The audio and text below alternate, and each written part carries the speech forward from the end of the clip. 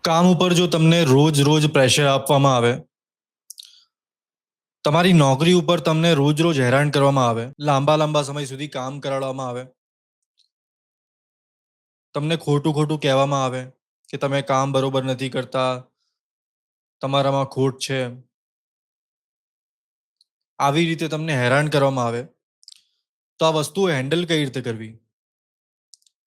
સૌથી પહેલા તો તમારે ધ્યાન રાખવું પડશે કે જ્યારે પણ તમને કોઈ એવું કહે ને કે તમે આ વસ્તુ ખોટી કરી છે, કે તમે આ વસ્તુ બરોબર નથી કરતા, તો એ તમારે ડાયરેક્ટ પોતાના ઉપર નથી લેવાની. તમારે એમને વળતો જવાબ આપવાના બદલે ઉલટાનો સવાલ કરવાનો કે તમે એવું કહી રહ્યા છો તો એની મને વિગતો જણાવો. મારા કામમાં શું ખોટ છે? હું એ કામને કઈ રીતે વધારે સારું કરી શકું છું, મને એ જણાવો. આવું કહેશો તો તમારા જે બોસ હોય, તમારા જે સુપરવાઇઝર હોય, એને લાગશે કે તમે સુધારો કરવા માટે રેડી છો. બીજી વસ્તુ, જો તમને લાંબા લાંબા સમય સુધી કામ કરાવવામાં આવતું હોય, તો જો એ મહિનામાં 5-6 દિવસ, કોઈક દિવસ 10 કલાક 12 કલાક કામ થઈ ગયું તો ચાલી જાય.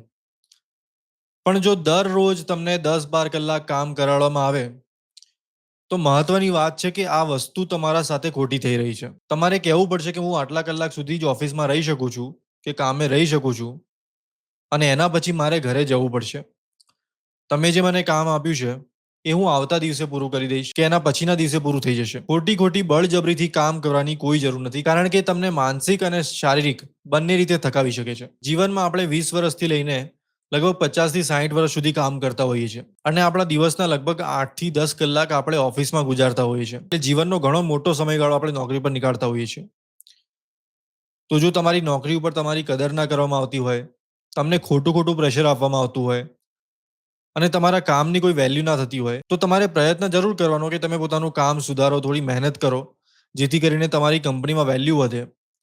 પણ જો કંપનીમાં જ તમારી વેલ્યુ ના કરતા હોય, ભલે તમે ગમે એટલી મહેનત કરી દો, જો તમારી ઓળખાણમાં કોઈ વ્યક્તિ નોકરી પર પ્રેશર અનુભવ કરતો હોય, એમને આ રીલ મોકલી દો.